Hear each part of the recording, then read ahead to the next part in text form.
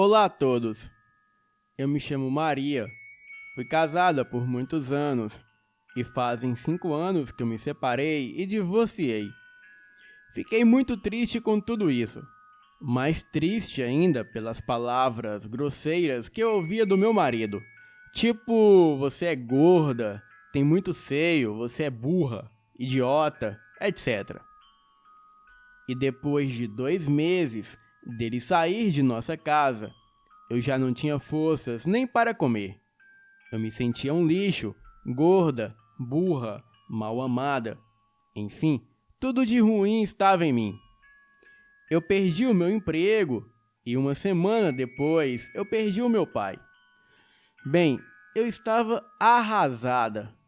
A minha mãe já havia falecido há muito tempo atrás e agora o meu pai. Mas enfim, ele deixou uma casa e eu fui morar lá.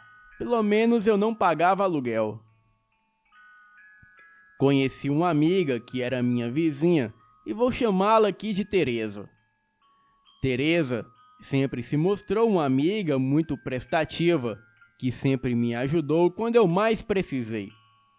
E mais tarde, eu vi a descobrir que Teresa mexia com candomblé.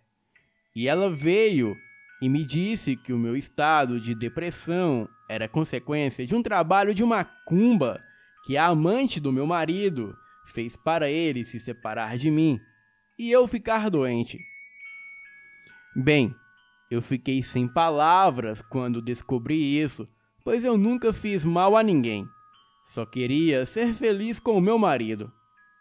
Mas enfim, a Teresa se prontificou a fazer um trabalho espiritual para devolver a macumba que haviam jogado em mim.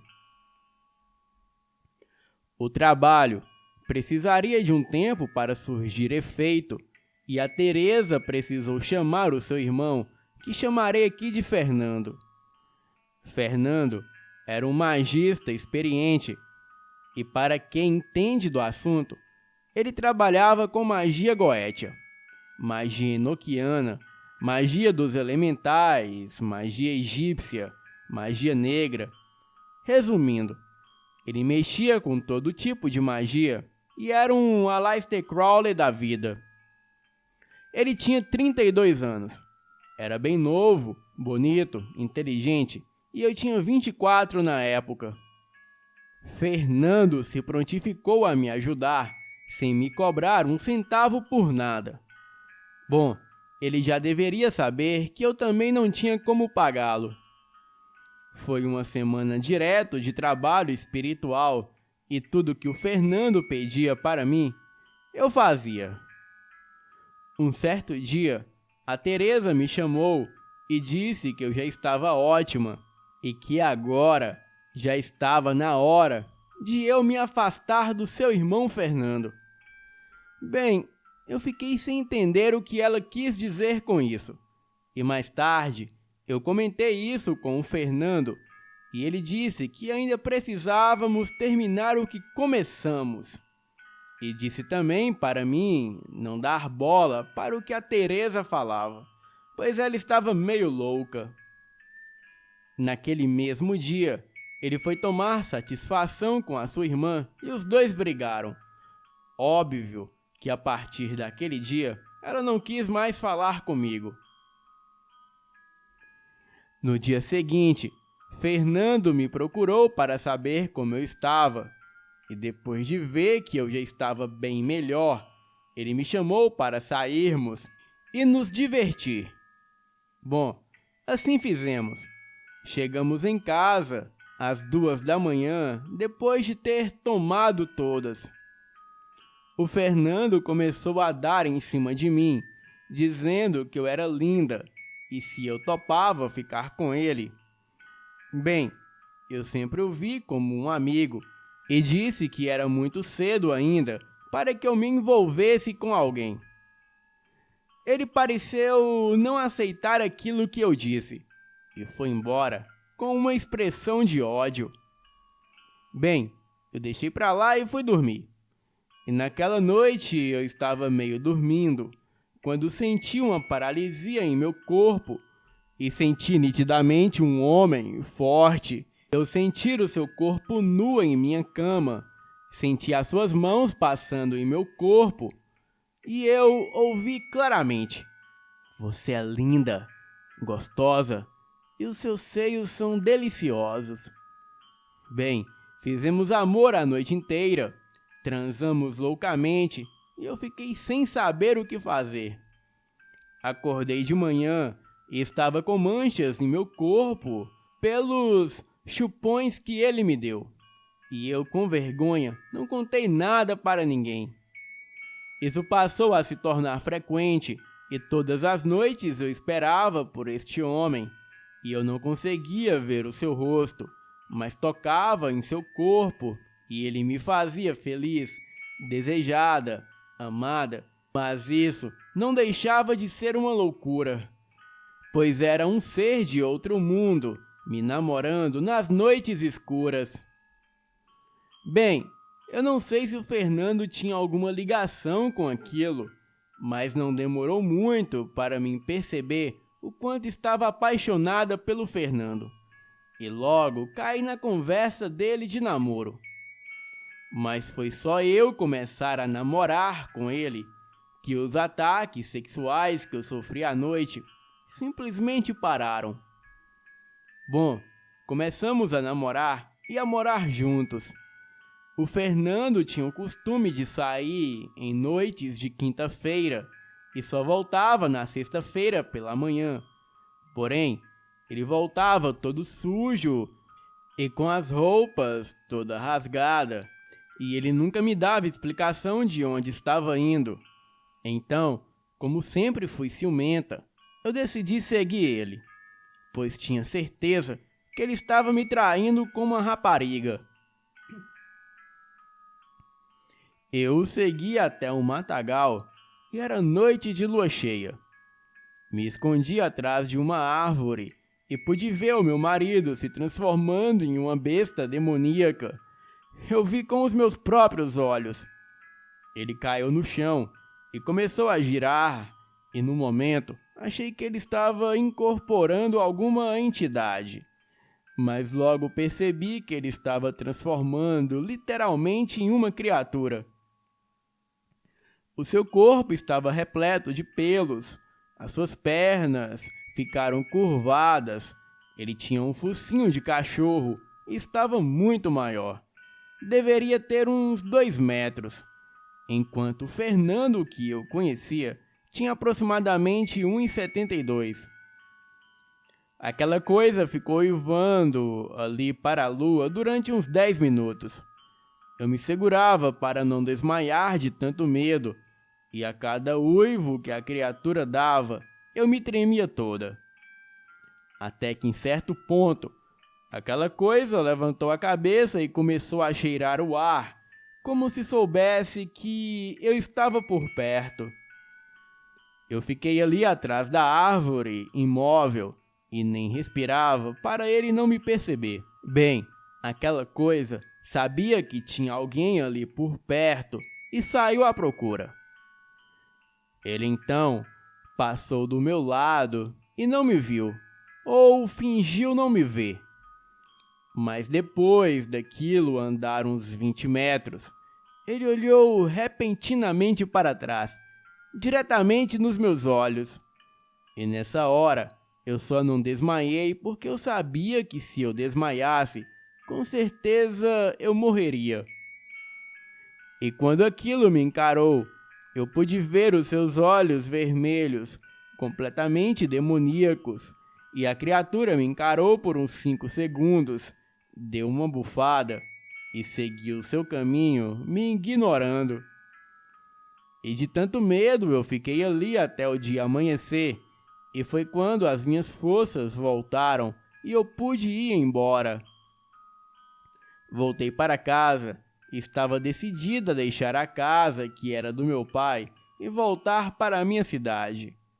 Mas para voltar, eu precisava de dinheiro e ainda faltava um mês para mim receber o meu seguro-desemprego. Então, eu tive que ficar ali até o final do mês.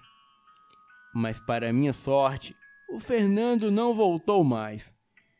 Mas para piorar as coisas, o meu ex-marido me ligou para me humilhar e disse que descobriu que eu estava com outro e que iria atrás de mim para me matar. Bem, eu estava sem saída. Se eu ficasse na casa do meu pai, o Fernando poderia se transformar naquela criatura e me matar.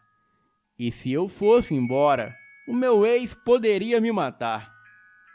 Eu procurei a Teresa e contei tudo para ela. E ela disse para mim: "Olha, Maria, se vira. Eu já tinha te alertado e você não escutou." Então, depois de 2 semanas, eu liguei para uma amiga minha lá da cidade onde eu morava para ver como estavam as coisas por lá. E ela me deu a notícia mais assustadora de todas. Ela me disse que o meu ex-marido foi encontrado morto no mato, perto de um campo de futebol abandonado. E mais, o corpo dele estava todo dilacerado, como se tivesse sido devorado por algum animal. Uma vizinha relatou como testemunha à polícia que ele estava estranho, começava a gritar à noite como se tivesse mais alguém com ele na casa. E detalhes, ele morava sozinho. Ele passou a agir estranho, conversava sozinho e dizia que havia um cão negro do inferno em seu quintal que queria o matar. A polícia concluiu o inquérito como múltiplos transtornos, esquizofrenia, e a sua morte no laudo estava como traumatismo craniano. E foi concluído que ele estava andando perturbado à noite, caiu, bateu a cabeça e morreu em seguida. Mas isso não tinha nada a ver, pois o seu corpo havia sido destroçado, como se tivesse sido devorado por algum animal. Bem, eu voltei para minha antiga casa, consegui vender a casa do meu pai e com o dinheiro eu vim embora para a cidade de Ouro Branco, Minas Gerais. Eu moro aqui há 7 anos e depois desse ocorrido, nunca mais me aconteceu nada. Mas às vezes eu fico pensando, será que o Fernando tem alguma coisa a ver com os ataques que eu sofri à noite? E será que ele tinha alguma coisa a ver com a morte do meu ex? Bem, talvez eu nunca saiba. Obrigado, Elite Oculta, por publicar o meu relato. Eu amo seu canal. Abraço a todos e boa noite. Olá, Fael. Me chamo Alex, tenho 42 anos e moro em Fortaleza, no Ceará. Mas na época desse ocorrido, eu morava em Chorãozinho, no interior do Ceará. Nunca acreditei em lobisomens antes daquela noite. Aquela noite horrível. Uma cidadezinha no interior do Ceará, chamada Chorozinho, é o lar da minha família há gerações e sempre tivemos uma vida simples. E quando éramos crianças, nossos pais e vizinhos se reuniam em frente às casas para contar causos de lobisomens. O meu avô, na época, morava em Campestre.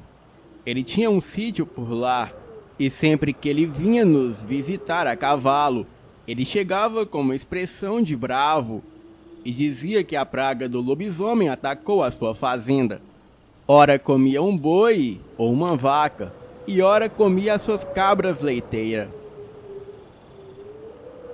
Apesar do meu avô parecer preocupado, e o meu pai sempre ir a Campestre para investigar melhor essa história, o meu pai nunca achava nenhum indício que um lobisomem rondava aquelas bandas. Entretanto, também não sabia a causa dos ataques aos animais, e os vizinhos diziam sempre não saberem de nada. Eu lembro do meu pai chamando o meu avô para morar conosco, mas o vovô dizia que na sua idade ele não se adaptava mais em outro local, porque viveu toda a sua vida em Campestre. Essas foram as últimas palavras dele, e depois desse dia o meu avô desapareceu. O meu pai estranhou que ele não nos visitava fazia muito tempo. Então resolveu ir até o seu sítio em Campestre. E chegando lá, os únicos indícios que o meu pai encontrou foram tiros disparados pela espingarda do meu avô e a mesma espingarda jogada próximo ao galinheiro. Dois vizinhos que moravam por lá já haviam se mudado há muito tempo. A polícia concluiu como assalto, mas o certo é que o meu avô nunca foi achado. Em todo aquele tempo, as histórias de lobisomens foram, é claro, passadas por minha família há gerações, pois até os avós do meu avô tiveram problemas com o bicho. Mas eu nunca acreditei em lobisomem. Com 17 anos, eu saía muito para caçar com meu pai nas matas. E como costumávamos dormir lá muitas vezes, tínhamos até uma cabana onde passávamos a noite. A cabana era simples, mas era um lugar calmo, pacífico e longe de tudo. Durante as noites, já havíamos presenciado de tudo dentro daquela cabana. Eventos sem explicação, como alguém bater a porta pela madrugada, risadas, ventania que começava e parava sem explicação, animais falantes e até mesmo as árvores sussurrando. Parece tudo surreal, mas quem nunca passou a noite sozinho nas matas não tem do que duvidar. O tempo passou e o meu pai se foi. Ele morreu de um AVC, mas eu continuei a modificar a nossa cabana e realmente já chegava a ser uma casa no meio da mata. Eu me casei e a minha esposa realmente não gostava muito daquele lugar. Ela dizia que a cabana ficava em um lugar assombrado. O meu pai me ensinou a nunca ter medo de coisas sem explicações que aconteciam nas matas. Bastava eu respeitar a floresta, que a floresta me respeitaria de volta. Porém, entretanto, existia uma criatura que ele chamava de o Predador. E esse eu deveria ter medo, pois era um ser palpável, e por isso eu deveria sempre andar armado naquela mata, pois é lá que ele se esconde. O meu pai se referia ao lobisomem, mas ele sabia que se falasse lobisomem eu não acreditaria, e por isso ele usou a expressão predador. Alice e eu tivemos o nosso primeiro filho, o Heitor, isso lá pelos anos 2000. E quando nosso filho tinha 6 meses, precisamos fazer algumas reformas na nossa casa, na cidade, que estava bem deteriorada. Deixamos um pedreiro por conta e fomos para a cabana ficar uma semana lá. A cabana é bastante boa, no que diz respeito a como era antigamente. Agora, ela tinha 2 quartos, uma cozinha e até uma pequena suíte. À frente da cabana tinha uma pequena varanda, com um banco e lampiões. Era tudo simples, mas aconchegante. E além da entrada de veículos e da estrada que levava até a cabana, há uma clareira de 4 metros em torno dela, que por sua vez é cercada por uma floresta densa. Os outros lugares da cabana eram um cômodo, onde era o galpão de ferramentas, e o poço, onde tirávamos água. A cidade mais próxima era Cedro, e ficava a cerca de 20 quilômetros de distância. Não tão isolado assim, mas isolado o suficiente para nós. A noite em questão aconteceu na primeira noite que passamos na cabana. Tínhamos acabado de voltar, depois de passar o dia visitando a minha mãe. Estávamos mais do que prontos para encerrar o dia. Heitor, o meu filho, já estava dormindo, o que tornou mais fácil para nós relaxarmos, e a minha esposa estava praticamente adormecendo. Havíamos passado o dia na cidade comprando os materiais da reforma e estávamos acordados desde as 5 da manhã. Então, enquanto ela colocava o Heitor na cama, eu saí para a varanda para fumar um cigarro rápido. E Alice realmente não gosta que eu fume. Então, eu costumo dar uma última tragada rápida na varanda, onde ela não precise sentir o cheiro da fumaça. E normalmente, eu apenas fico sentado lá por uns bons 20 ou 30 minutos. Eu não me importo muito com o que está acontecendo. Eu apenas observo a floresta e as coisas esquisitas que acontecem. Bem, parece até piada, mas me lembrei de quando era jovem e estava naquele lugar com meu pai. Era noite e voltávamos da pesca. E daí, um boi passou por nós. Ficamos apenas observando, porque sabíamos que tinha algo de errado com o boi. E assim que o animal passava por nós, nos encarando, o meu pai disse: "Boa noite." E o boi respondeu: "Boa noite." Aquilo me gelou a alma. Bem, ali sentado na varanda, eu ouvia um som inquietante dos animais noturnos, principalmente das corujas. Eu não estava realmente tentando ouvir nada, mas as corujas eram comuns o suficiente, e não era raro ouvir um bando delas na floresta. Eu terminei rapidamente de fumar e estava prestes a entrar, quando ouvi um uivo vindo da floresta. O estranho é que parecia que o animal em questão estava bem na frente da cabana. Então percebi que realmente não soava como um cão. Soava como alguém fazendo o uivo de um cachorro. O barulho vinha de dentro da floresta, de onde eu não conseguia ver nada. Ninguém frequentava aquela área, somente eu e a minha família. Mas havia alguém na floresta, fazendo barulhos de uivo. E se fosse alguém com más intenções? Eu corri para dentro para encontrar a minha esposa, e ela estava em estado de pânico e segurando o Heitor. "O que está acontecendo?" eu perguntei a ela. O olhar chocado e assustado em seu rosto disse tudo. "Lá ele", disse ela, apontando para o quarto principal. Eu entrei correndo, mas eu não vi nada. Então, eu vi a janela. Estava aberta e havia sangue por toda parte. Eu corri de volta para minha esposa e o que ela me disse me aterrorizou. Algum tipo de monstro estranho abriu a janela pelo lado de fora e começou a subir em silêncio. Ela não conseguiu ver direito a criatura antes da coisa tentar agarrar o Heitor, mas ela foi mais rápida.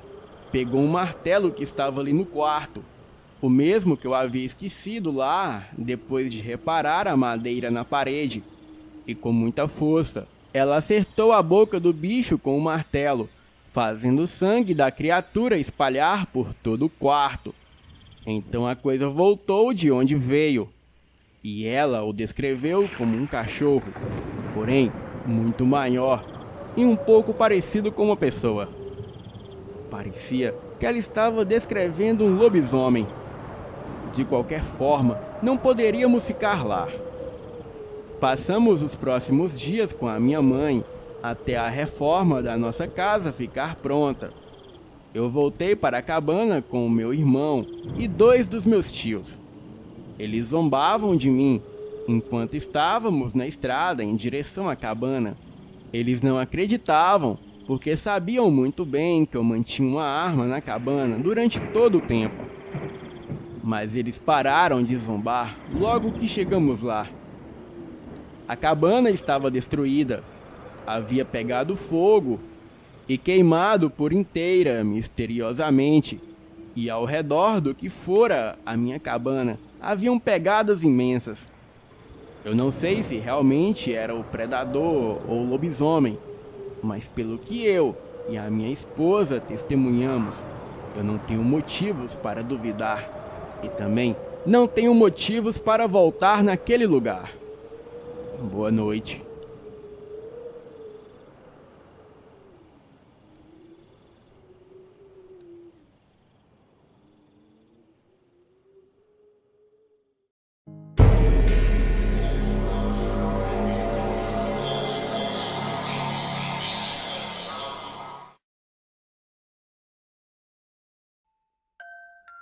Eu já passei por várias situações envolvendo o sobrenatural e o inexplicável, e com o passar dos anos, eu cheguei à conclusão de que as nossas mentes nos protegem do desconhecido.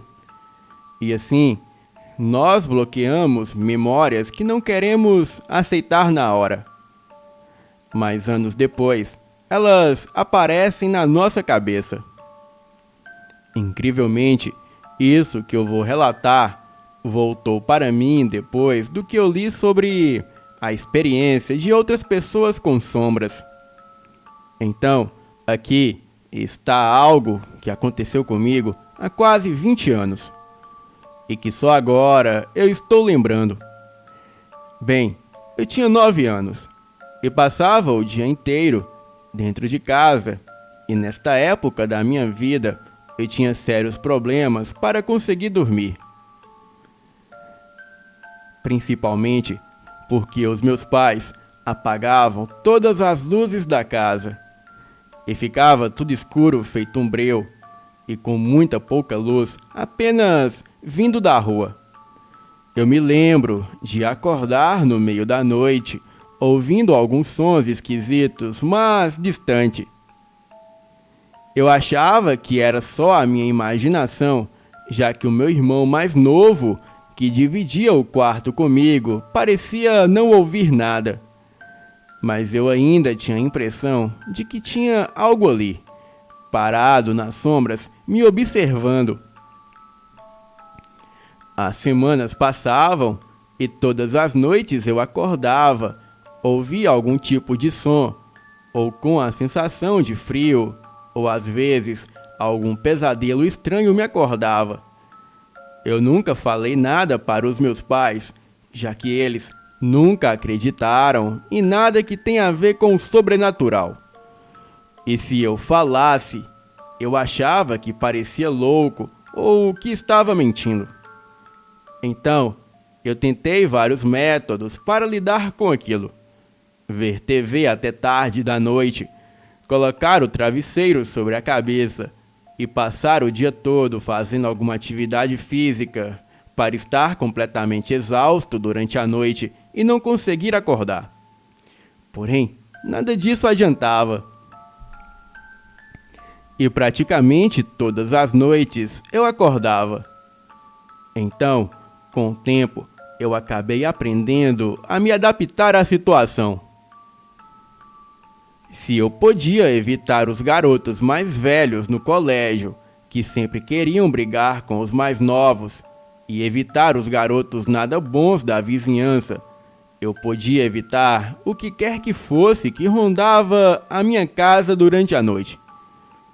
Então, eu decidi que não seria mais intimidado no meu próprio quarto e usaria a melhor arma que eles tinham para isso, a escuridão. Então, eu acordava entre meia-noite e 2 da manhã e procurava por todos os lugares que tinham para me esconder. E depois de algumas noites, eu tinha toda a área mapeada na minha cabeça e eu sabia de todos os lugares para se esconder em todos os quartos, sala, cozinha, banheiros e armários. Então, em uma noite, eu me sentei em um canto para ver o que eu podia ver. E eles vieram. Eu fiquei surpreso, mas não com medo. O que é estranho para um garoto de 9 anos que tem medo do escuro. Eu mal podia ver as formas das sombras, e elas não eram muito grandes, mas ainda assim eram impressionantes. Algumas delas pareciam ter a forma de um cachorro, e outras pareciam com lagartos, e outras não tinham forma nenhuma. Apenas sombras vivas se movimentando. Não eram muitas, 5 no máximo, mas estavam todas andando pela casa. Eu fiquei naquele canto por mais de 1 hora, até que eles foram embora. E na noite seguinte, eu decidi revidar. Onde eu conseguir a coragem para isso, eu não sei. E quando a noite chegou e as luzes foram apagadas, eu fiquei escondido de novo até eles chegarem. E quando eu os vi, eu decidi fazer algo que a maioria das pessoas não fariam. Eu resolvi confrontá-los. Então, eu me movimentei pela escuridão até ficar atrás de um deles e simplesmente eu falei: "Vocês poderiam sair da minha casa?" Estranhamente, a sombra se virou como se tivesse me encarando agora. Ela ficou maior e se espalhou pelo chão. Mas tudo o que eu consegui falar foi: "Grande coisa, agora saia." E depois disso, elas foram embora. E isso se repetiu por mais algumas noites, até que toda aquela atividade paranormal cessou completamente. Mas cerca de 1 semana depois, eu acordei lá pelas 2 da madrugada e senti uma vontade incontrolável de sair da minha cama o mais silenciosamente possível e me esconder atrás de algum canto. E foi isso o que eu fiz o mais rápido possível. Então eu vi ele, e quem quer que ele seja, tinha uma forma humana, mas completamente escuro. E era bem como as outras sombras. Mas a única coisa que eu conseguia perceber é que ele estava com um chapéu. E fora isso, não dava para notar mais nada. Ele andou até o pé da minha cama e se abaixou, procurando por mim. E de novo, eu não senti medo e imaginei que ele iria embora, assim como os outros. Então eu falei com uma voz alta e cheia de determinação: "Ei, saia de perto da minha cama!" Ele se virou para mim e simplesmente desapareceu. Na noite seguinte eu acordei de novo com a mesma sensação e de novo eu saí correndo da minha cama, mas desta vez eu decidi me esconder embaixo da mesa da cozinha, já que com a porta aberta eu tinha uma visão perfeita do meu quarto. E de novo o Homem-Sombra apareceu, e primeiro ele foi olhar no canto onde eu tinha me escondido na noite anterior, e então ele foi me procurar na minha cama. E dessa vez eu decidi bancar o caçador. Eu saí do meu esconderijo e me sentei na porta do meu quarto, com as pernas e os braços cruzados. Então eu soltei um riso baixo e esperei ele virar. E assim ele desapareceu de novo. Mas eu sentia a presença dele ainda. Então eu falei: "Olha, para de tentar se esconder. Esse é o meu quarto. E você nunca pode me encontrar aqui, mas eu posso te achar. Saia daqui e não volte mais, pois eu não tenho medo de vocês." Eu acredito que ele saiu logo depois que eu falei isso. E depois dessa noite, eu nunca mais senti nada de novo. Eu não tive mais problemas para dormir, e as minhas noites ficaram muito mais tranquilas depois disso tudo. Mas como eu disse, com os anos eu acabei me esquecendo disso tudo. Eu nunca contei este fato para ninguém. E nunca mais eu senti medo do escuro. Bem, eu acho que às vezes coragem é a melhor arma para enfrentar essas situações sobrenaturais. Obrigado, Fael, pelo espaço no canal e desejo a todos uma boa noite.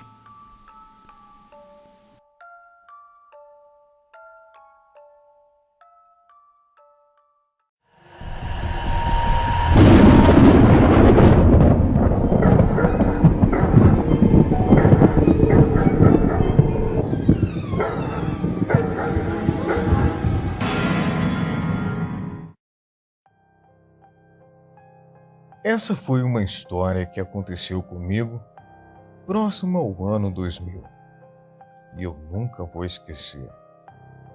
Um relato é um tanto longo, mas vale a pena ouvi-lo por inteiro. Tudo aconteceu em uma viagem de 2 semanas que eu fiz com a minha família.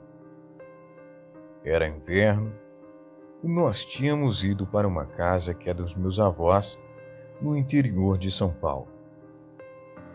Fomos eu, um primo, meus pais, um tio e uma tia. Não era uma casa muito grande, mas o terreno era enorme. Era uma casa embrenhada no meio do mato, só que lá não tinha nada para fazer. A cidade ficava longe e não tinha nenhuma casa vizinha.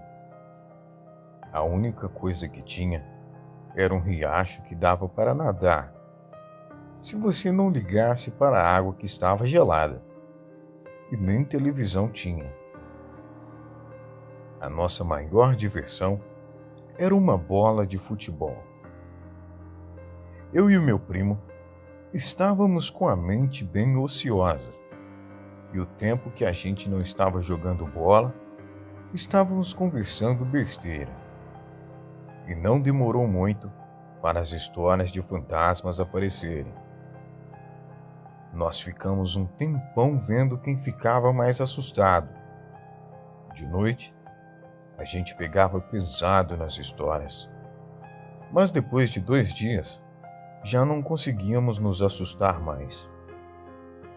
Na metade da viagem, os adultos já estavam de saco cheio de ficarem lá parados o tempo todo e resolveram sair para a cidade. Eu e meu primo não estávamos com saco para fazer turismo, então ficamos em casa mesmo. Como éramos 2 moleques de 16 e 17 anos, eles não viram problemas nenhum em nos deixar sozinhos. Quando anoiteceu, eles saíram e nós ficamos lá jogando baralho. O tempo foi passando e a temperatura abaixando e um nevoeiro forte abaixou também na região. Mas o nevoeiro estava tão forte que não dava para ver nada que estivesse a 20 metros da casa. Eu fiz um comentário meio besta sobre o nevoeiro do tipo: É uma neblina dessa que o capeta aparece. Pronto. O meu primo esqueceu do baralho, foi para a janela e começou a me encher o saco. Eu duvido você ir lá fora. Aí eu disse: Ah, cara, não enche. Eu não vou sair nesse frio. E a conversa foi mais ou menos essa pela próxima meia hora. Ele me enchendo o saco para sair e eu com nem um pouco de vontade de sair lá fora. Até que ele falou: Cara, eu acho que eu vi algo lá fora. Como isso era a coisa que ele mais falava desde que a gente começou a falar sobre fantasmas, eu nem liguei. Mas ele insistiu: Cara, é sério, eu vi alguma coisa lá fora. Então eu respondi: Meu, não enche. Você tá falando isso faz 4 dias direto. Por que acha que eu vou acreditar agora? E aí eu olhei para a cara dele e ele estava com uma expressão meio confusa. Então eu falei: Que foi? Por que você está com essa cara de bunda? E ele me disse: Eu tô falando sério, cara. Eu vi alguma coisa lá fora. Aí eu comecei a ficar com aquela sensação de que a coisa era mais séria do que parecia. A minha primeira reação foi sair correndo pela casa e trancar as portas e janelas. Quando eu tranquei a porta da cozinha, ele berrou da sala, falando que tinha visto de novo. Eu saí correndo e fui para a janela ver se eu via algo também. O meu primo já estava meio assustado e estava explicando que tinha visto já alguma coisa lá fora 4 vezes e estava apontando onde tinha visto. Só que não dava para ver quase nada por causa do nevoeiro, e a única luz que tinha lá fora era a da varanda, mas ela estava queimada. A gente ficou olhando pelas janelas da casa por mais uns 10 minutos sem ver mais nada. De repente, ele me solta um berro e eu saio correndo para ver o que era. E encontro ele apontando desesperado para fora. Ali, eu tô vendo agora, olha lá. Eu olho o que ele estava apontando e o que tem lá? Exatamente, a bola. Ô seu besta, aquilo é a bola. E ele me disse, eu sei que é a bola, mas ela não estava lá. Ela rolou para lá da neblina. Aí eu comecei a pensar o que podia ser. Eu vi que a gente precisava se acalmar e pensar racionalmente um pouco. Então eu disse para ele, olha, provavelmente deve ser algum bicho, cachorro, gato, porco do mato. Deve ser algum bicho que está brincando com a bola. Ele parou, pensou um pouco, e eu não sei se ele acreditou ou se ele quis acreditar. Então ele disse, é mesmo, deve ser algum bicho, né? No que nós dois aceitamos isso, a gente se acalmou um pouco e começamos a tirar sarro um do outro. Ah, é o demônio que está lá fora, ele vai te pegar. É o Saci Pererê que vai te puxar o pé hoje à noite. E com isso, a gente se acalmou bastante. Foi quando eu lembrei da bola. Acho melhor a gente pegar a bola. Se for algum cachorro, provavelmente vai sumir com ela. E acabou uma das nossas únicas brincadeiras que a gente tem para fazer aqui. Ele olhou para mim com um sorriso que ia de orelha a orelha e disse, então vai lá pegar. Eu olhei para ele, olhei para a bola, olhei para ele de novo, olhei a bola sozinha lá fora, olhei pela janela e não vi nada. Então eu disse, eu vou. Você que é um bunda mole fica aí choramingando na janela. Eu abri a porta e saí. Fui andando até a bola, olhando para os lados na maior atenção. Só senti aquele frio na espinha. Eu cheguei na bola, peguei ela, e quando ia virar para voltar, eu ouvi uma espécie de chiado. Quando eu olhei na direção do barulho, vi uma coisa que parecia estar abaixada em 4 patas. Eu pensei, gato filho da mãe, vai assustar a tua avó. Quando eu ia virar para ir embora, aquilo levantou e ficou em pé nas 2 patas de trás. Olhou para mim, se curvou um pouco como se fosse pular em cima de mim e soltou um gemido meio estranho, que mais parecia uma risada demoníaca. Eu taquei a bola com tudo naquilo e saí correndo o mais rápido que eu pude para casa. No que eu estava na metade do caminho, eu comecei a ouvir aquilo correndo atrás de mim. E parecia que tinha mais 2 vindo pelo lado. Eu entrei correndo na casa, sem olhar para trás, e bati a porta com tudo. De repente, eu ouço 3 batidas na porta, como se alguma coisa estivesse batendo nela. Eu tranquei a porta e fui para o outro canto da sala. Eu olhei para o meu primo e falei, o que foi que bateu na porta? E ele me disse, sei lá, cara, você se jogou para dentro. Eu olhei para você, não vi o que foi que bateu na porta. O que aconteceu?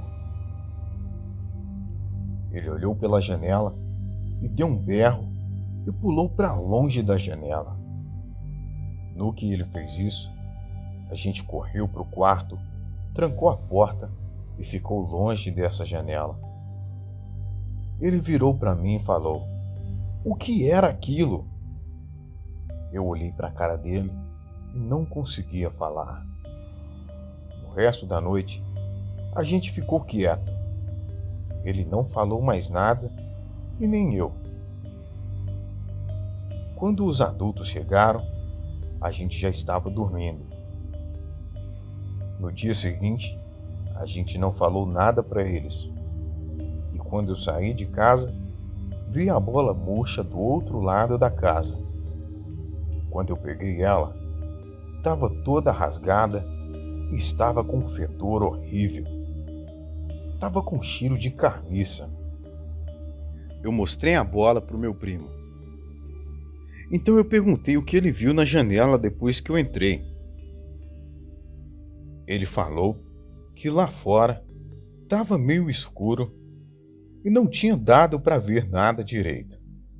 Mas ele falou que viu duas coisas na frente da porta e uma já virando a esquina da casa, indo para a lateral. Das que tinham ficado na porta, uma estava tentando empurrar a porta e a outra olhou para ele e mostrou os dentes. Eram todos tortos. Pareciam que estavam podres. E aquela coisa parecia um homem pequeno, mas com uma cabeça meio desproporcional ao corpo. Um pouco maior e era também meio marrom. Depois que ele viu o bicho, ele berrou e pulou para longe da janela. Nós não falamos para ninguém o que tinha acontecido, porque ninguém ia acreditar mesmo. A bola eu joguei no meio do mato depois e nunca mais vi ela. O resto da viagem, a gente não desgrudou dos nossos pais e sempre que começava a ficar escuro, a gente entrava. Depois que fomos embora, a gente nunca mais quis voltar para lá. Nas outras noites, a gente não viu nada lá fora. Eu não sei o que era aquilo, mas será que eles apareceram só com o nevoeiro? Boa noite.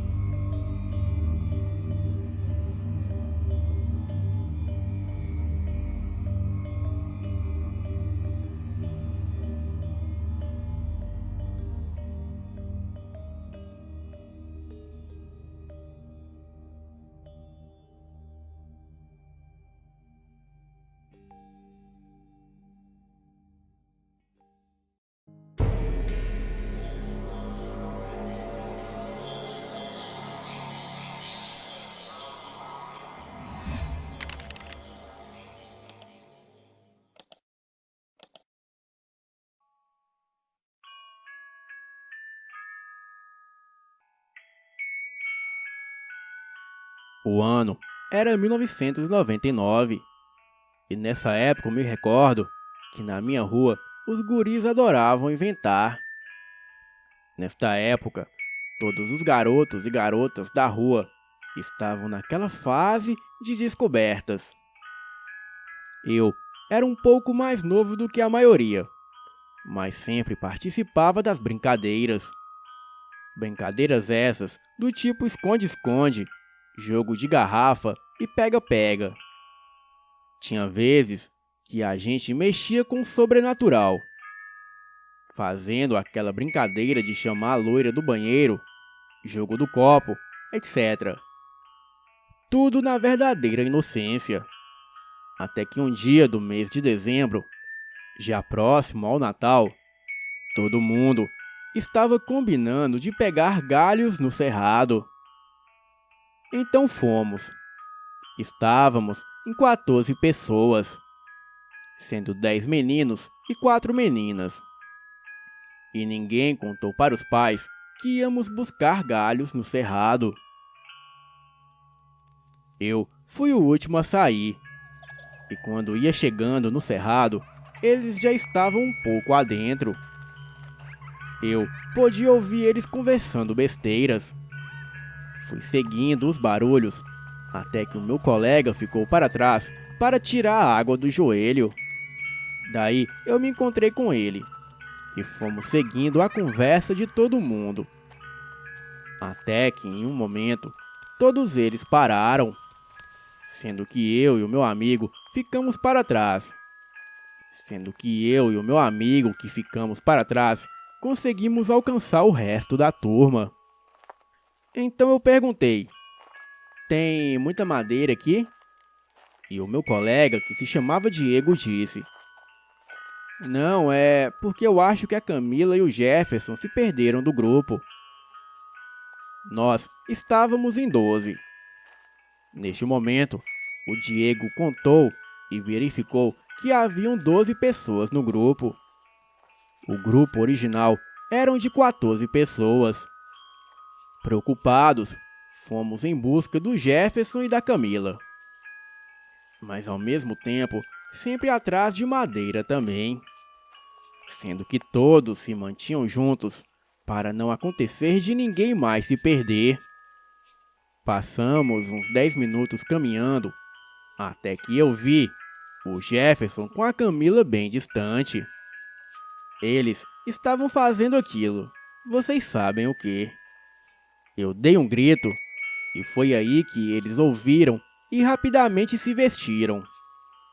Todos viram aquela cena e caíram na risada. Porém, eu sentia que tinha algo de diferente no grupo. E daí eu me perguntei: somos 14 pessoas, certo? Então eu contei as pessoas do grupo e deu 15. Muito confuso, eu contei novamente e deu 15 pessoas de novo. Fiquei olhando a cara de todo mundo, pois eu conhecia todos do grupo.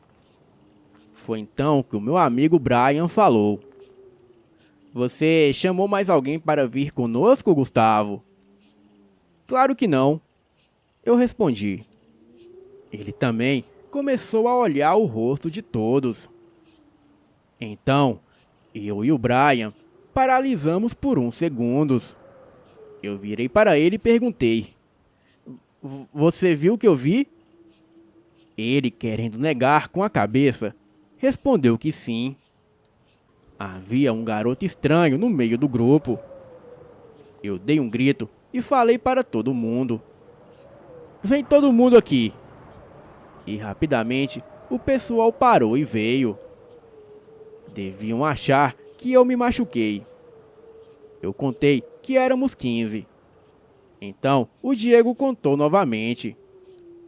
E quando ele chegou no 14, ele parou o dedo na Camila. E de uma forma desesperada, contou bem rápido: 15, 16, 17, 18. E quando chegou no 19, eu já estava correndo junto com todo mundo. Haviam muitos garotos estranhos no grupo, que surgiram misteriosamente, ninguém sabe de onde. Pois não havia mais ninguém por lá. Pois naquela mata só havia nós. Eu me lembro que corri tanto que eu era o primeiro na frente de todos. E para acabar com os nervos da gente, uma das meninas, a Isabel, correu e parou com medo. Eu me lembro de ter parado junto com o Diego. E ele deu um puxão no braço da Isabel. Aquele puxão serviu para dar um gás nela. E assim, ela começou a correr junto com o resto das pessoas. Chegamos no asfalto e continuamos correndo, até chegar na esquina da nossa rua. Todos ficaram parados. E a rua estava bem movimentada com carros passando, pois estava próximo do Natal. Então, o Jefferson disse: agora vamos contar em quantos estamos. E daí deu 14 pessoas. Da mesma forma, do momento em que saímos. Todos estavam pasmos. E neste momento começamos a rir de tanto medo. Sabem aquele tipo de risada que surge para as pessoas se acalmarem? Pois é, foi assim. Agora, com relação aos garotos a mais que estavam no grupo no momento da contagem, eu me recordo que havia um rosto estranho, mas ao mesmo tempo conhecido. Parecia que a minha mente estava sendo enganada, estava confusa. Hoje, todo mundo se recorda deste fato. De explicação para tal fato, alguns dizem que foi porque daquele lado do cerrado, alguns ciganos que acampavam por lá sequestravam crianças da vizinhança para matá-los em rituais macabros. E outros diziam sobre estranhas criaturas como caipora e curupira que viviam naquela parte do cerrado. Eu não sei o que foi, só sei que até hoje eu nunca mais ponho os meus pés naquele local. Boa noite.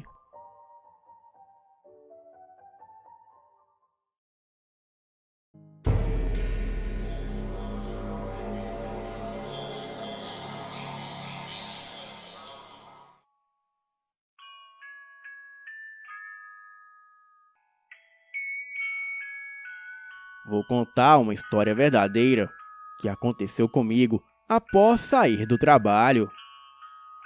Quando eu me lembro, me arrepio todo o corpo. Saio do trabalho às 20 horas e levo mais ou menos 10 minutos do trabalho até atravessar uma passarela. Em um dia muito frio e chuvoso, estava eu indo para atravessar a passarela sobre a rodovia Presidente Dutra, no Jardim Satélite, quando olhei e vi que tinha um rapaz parado no meio da passarela. Olhei para os lados e para trás e vi que não tinha ninguém para atravessar junto comigo. Estranho que sempre tem um pessoal atravessando neste lugar. Percebi também que o local estava em um ar muito diferente. Embaixo da passarela é muito movimentado, mas no momento não tinha movimento nenhum de carro.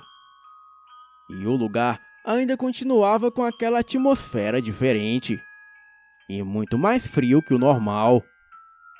Enfim, naquele momento a minha atenção estava toda naquele rapaz. E quando vi, parei e fiquei com muito medo. Rezei e pedi a Deus que me guardasse naquele momento, pois sentia um pressentimento ruim no trajeto. Então, comecei a atravessar. E quando olhei para frente, vi uma mulher. Ela vinha sentido contrário a mim, empurrando um carrinho com uma criança. Ela e a criança estavam vindo na chuva. Achei aquilo muito estranho. Aí tomei coragem e agradeci a Deus, pois eu e aquela mulher nos encontraríamos justamente onde o rapaz estava parado. E passando pelo rapaz, eu olhei para ele, mas ele nem se mexeu. A mulher com a criança no carrinho estava com a cabeça baixa e nem me viu. Então, andei bem depressa e dei uma virada para trás para ver se a mulher havia passado normalmente pelo rapaz. E foi quando eu levei um susto. O rapaz estava no mesmo lugar e a mulher havia desaparecido em uma fração de segundos. Achei tudo tão estranho. E quando havia acabado de atravessar a passarela, parece que num passe de mágica, tudo havia voltado ao normal. Os carros já transitavam normalmente e aquele clima estranho e escuro havia sumido. Quando cheguei no ponto de ônibus, rezei novamente agradecendo a Deus, pois aquele rapaz que estava ali parado em meio à passarela parecia muito perturbado e confuso. Acredito eu que com certeza ele me faria algum mal. Hoje, quando me lembro deste fato, sinto um arrepio e me recordo muito bem da cena. Bem, eu continuo atravessando o mesmo lugar até hoje. E quando o dia está frio e chuvoso, eu rezo para que nunca mais aquilo aconteça. Boa noite.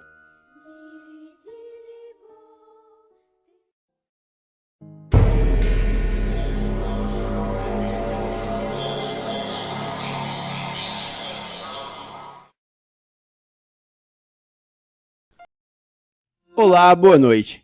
Estou aqui novamente para continuar a contar os acontecimentos sinistros que aconteceram em minha vida. Anteriormente, eu contei os fatos no meu primeiro relato, que foi a Casa da Feitiçaria. E continuarei agora com o relato O Apartamento do Mal. Bem, após passar por maus bocados na casa em que morei anteriormente, eu me mudei para São Paulo para um apartamento, pois como morava sozinha, eu achei que seria mais seguro morar em um apartamento do que em uma casa. Nos primeiros meses, foi uma paz total, sem sustos e nem nada de anormal. Não haviam barulhos estranhos, vultos e nada do tipo. Mas depois de algum tempo, a alegria logo acabou. Começaram novamente a acontecer fatos estranhos, e desta vez parecia que as forças malignas estavam mais fortes. Primeiro, eu comecei a escutar pessoas me chamando do lado de fora da porta do apartamento. Porém, não era uma voz humana comum. Era uma voz demoníaca, meio rouca, grave e profunda. E quando eu ia ver o que era ou quem era, não havia nada lá.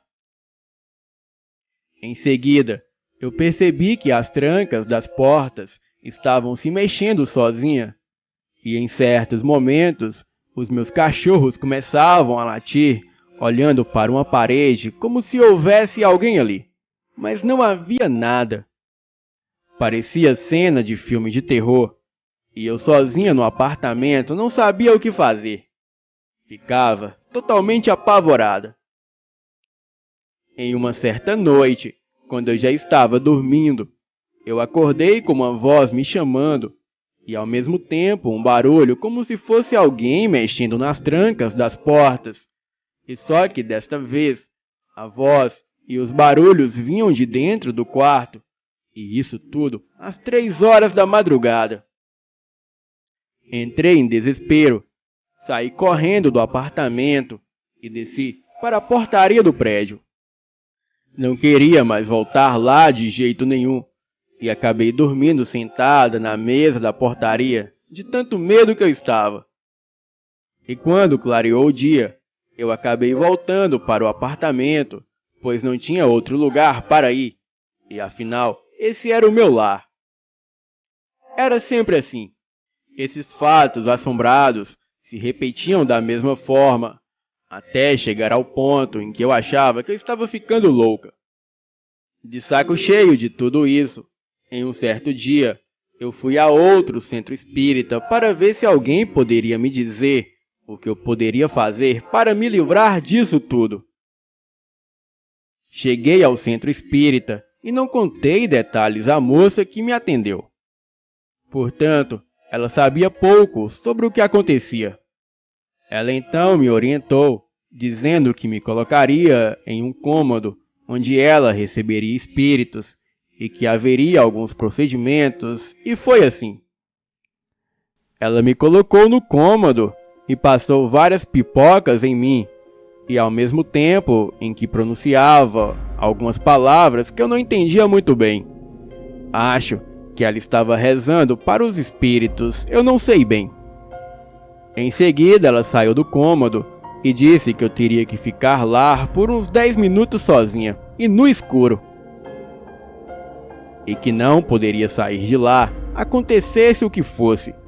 E mesmo que se eu ouvisse algum barulho, ouvisse alguma coisa estranha, eu deveria manter a calma e ficar lá.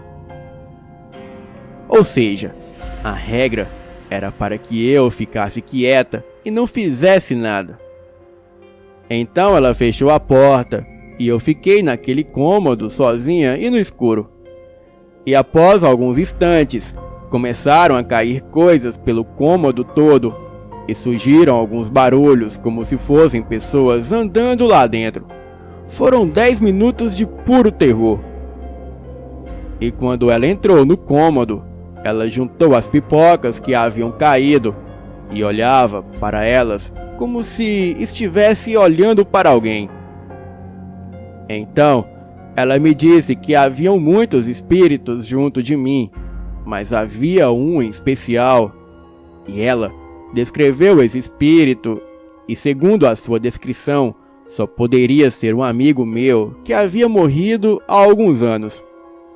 E segundo ela, esse espírito estava perto de mim para me proteger dos espíritos malignos que queriam fazer mal para mim.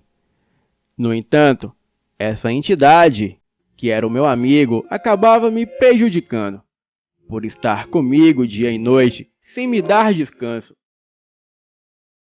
Ela fez alguns procedimentos e acabou conseguindo tirar todos os espíritos maus de perto de mim, mas também acabou tirando o espírito bom do meu amigo, o qual estava me ajudando, pois na verdade ele achava que estava me ajudando, mas estava prejudicando. Ele precisava seguir o seu caminho para a luz e assim descansar. A moça também descreveu os espíritos que estavam me fazendo mal. Eles estavam nas casas em que morei anteriormente e acabaram me acompanhando para onde quer que eu fosse. O seu único objetivo era a realização de coisas malignas, como morte e separação. E depois de tudo o que a moça fez no centro espírita, graças a Deus, todas aquelas grandes perturbações acabaram. Eu estava tão perturbada com aqueles fatos assombrados que aconteciam, que cheguei a sentir vontade de me matar, para conseguir livrar-me de todo aquele sofrimento, pois eu não tinha paz em nenhum momento. Bem, mas graças àquela moça, tudo se tranquilizou. Pelo menos grande parte. Às vezes, eu ainda via algo ou ouvia algum barulho estranho, mas não como antes. E finalmente tudo isso acabou de forma definitiva quando eu fui mãe. Eu acredito que nesse momento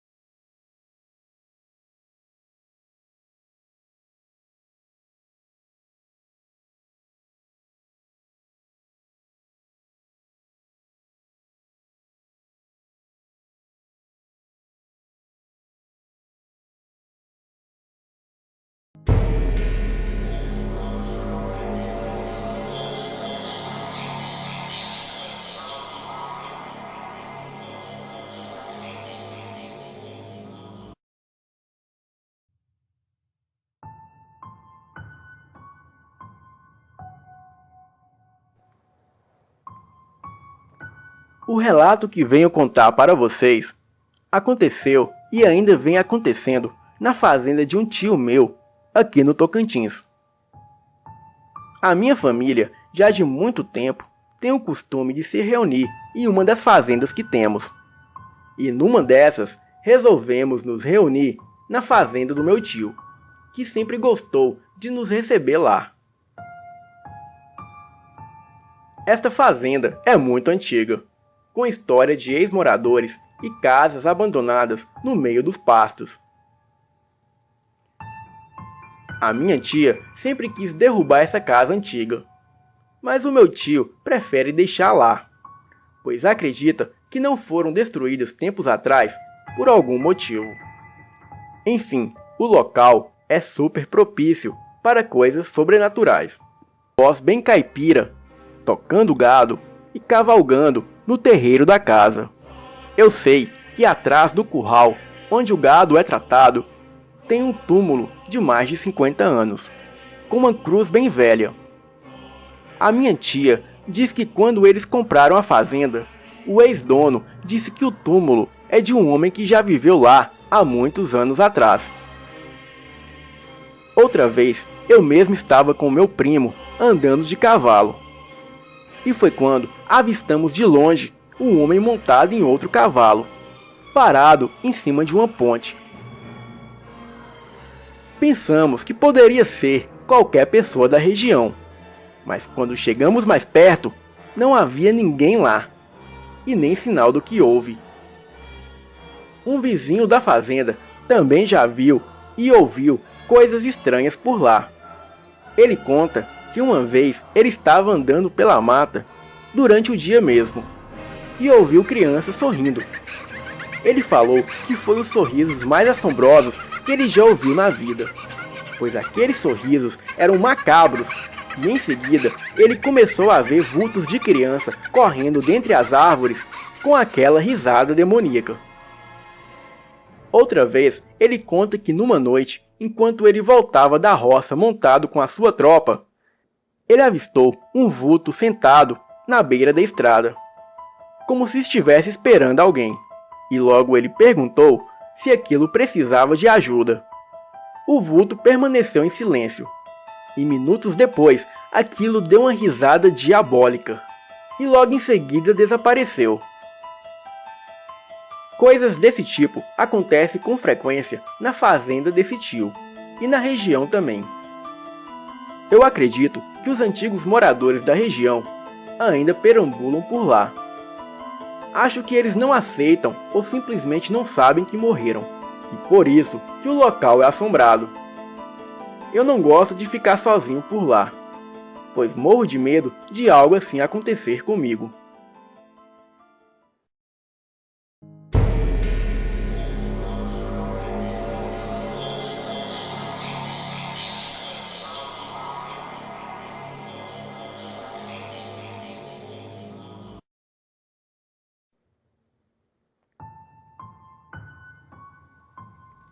A minha história com o sobrenatural acontece nos anos 90.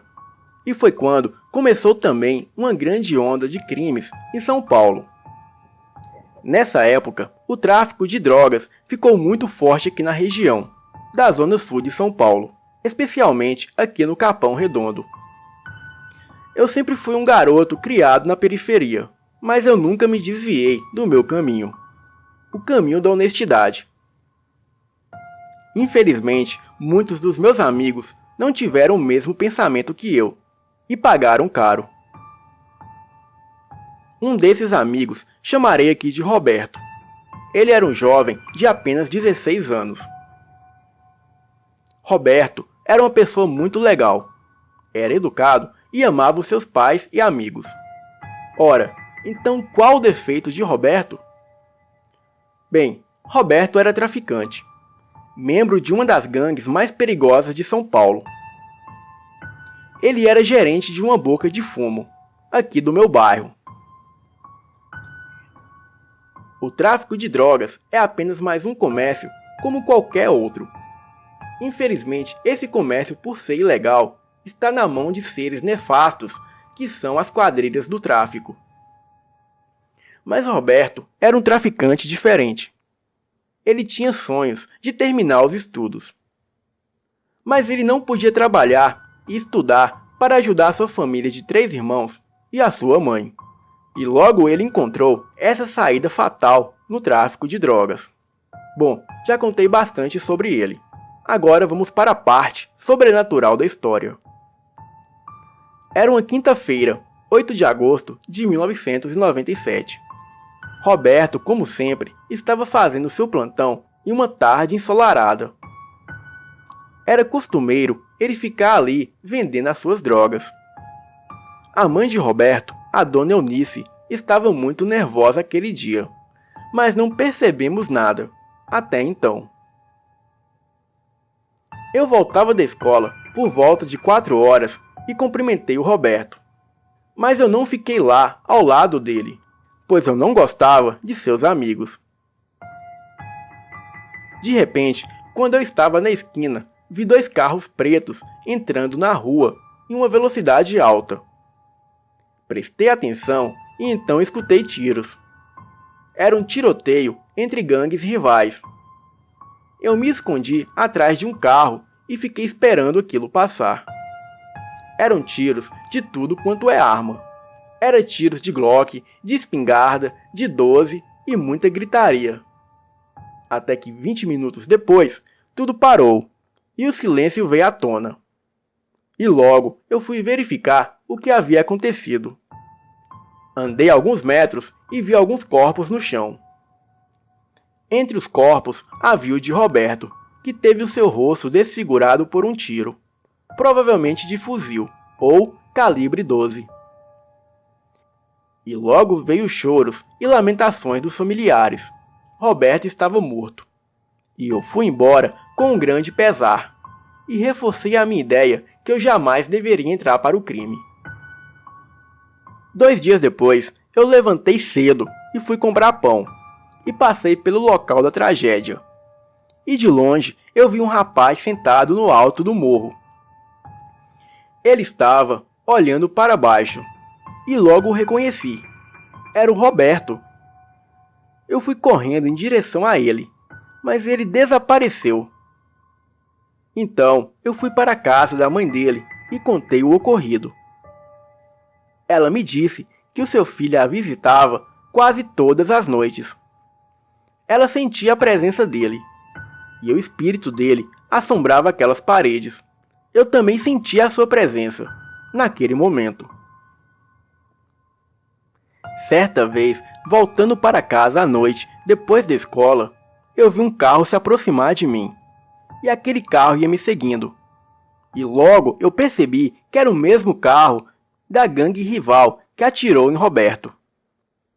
Aquele carro parou e saíram vários homens de dentro do carro apontando as suas armas para mim e começaram a atirar. Eu me deitei no chão e tapei os ouvidos com os cotovelos. Em questão de 3 segundos, quando olhei de volta, não havia carro e não havia ninguém ali. No meu entender, aquilo era um fantasma chamado impressão das pessoas que morreram ali, no tiroteio. O espírito de Roberto eu continuei vendo durante um bom tempo. Era sempre a mesma pessoa no alto do morro, olhando para baixo, bem como Roberto ficava. Ele sempre tinha o mesmo olhar e a mesma roupa, mas quando eu chegava perto, ele desaparecia. A última vez que eu vi essa figura foi em 2008, e logo após isso eu tive que mudar de casa. Afinal, eu comprei uma melhor.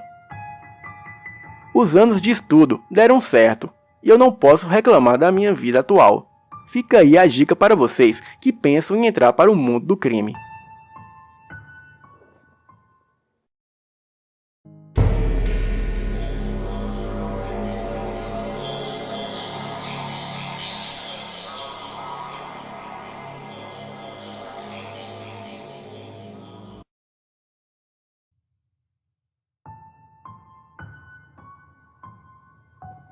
Em dado momento da minha vida, eu me encontrava desempregado, com aluguéis atrasados, dívidas e mais dívidas se acumulando.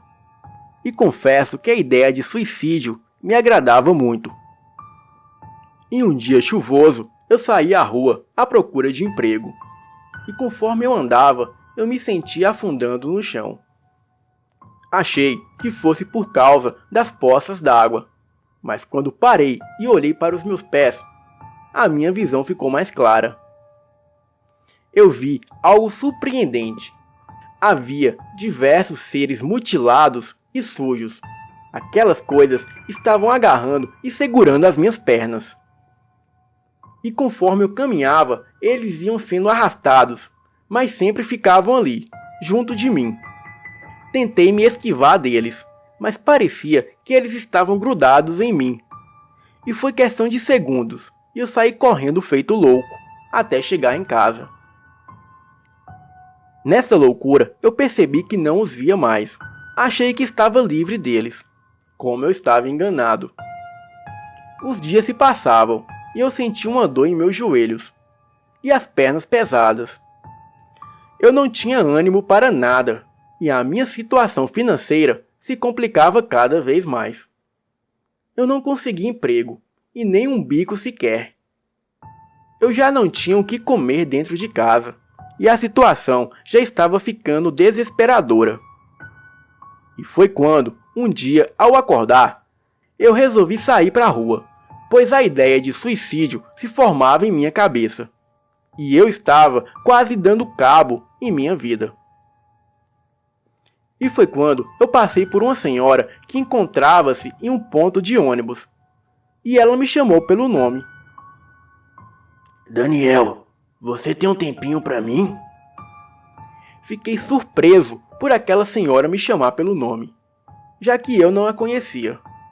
Mas eu não tinha nada de tão importante para fazer, então disse que sim. Ela pediu que eu me sentasse ali no ponto de ônibus e colocou a sua mão na minha cabeça. Nesta hora eu adormeci, pois senti o meu corpo leve, tranquilo e revitalizado. Na minha mente apareciam imagens de atos que cometi contra pessoas da minha família, do meu serviço, e eram atos que me envergonhava de contá-los. E logo fui entendendo que por causa disso, agora eu vivia aquela situação. Eu sempre fui muito orgulhoso, passava por cima de qualquer um para conseguir o que queria. Eu fui egoísta e só pensava em mim. Nunca amei ninguém de verdade. Tudo o que eu fazia era simplesmente por interesse. Desiludi diversas moças com quem me envolvi, e depois de conseguir o que pretendia, as abandonava. Enriqueci fácil, e cada vez ficava mais dono de mim. Tudo era somente eu, os outros que se fodam. Eu tinha, e pronto, e nada mais me importava. Então nessa visão apareceu um ser lindo, revestido de uma luz muito forte e acalentadora, que me trazia paz que eu nunca havia sentido. Eu estava sendo envolvido por um amor que jamais senti, e ele me disse: essa foi a única forma que encontrei de te ajudar, pois você se perdia pelo caminho do mal. Siga em frente, pois estou contigo e vou te ajudar. Sinta este amor que te envolve. E é isso que tem que mover este mundo, pois a verdadeira caridade para com o próximo é muito agradável a Deus. Neste momento, acordei e olhei para a senhora, que tirava a sua mão da minha cabeça, e uma luz em volta dela se apagava, tornando-se quase imperceptível. Logo, aquela senhora me estendeu a sua mão. Me levantei do banco e a agradeci, pois havia entendido tudo, o porquê da situação que me encontrava. Agradeci e fui para o meu destino. Entreguei diversos currículos e quando foi uns 15 dias depois, eu fui chamado para uma entrevista de emprego em um escritório de contabilidade, onde me encontro empregado até hoje. Eu quero dizer que quando achamos que chegamos no fundo do poço e que nada mais tem jeito, sempre há uma luz. Então, reveja as suas atitudes para o seu próximo. E este é o meu relato. Boa noite.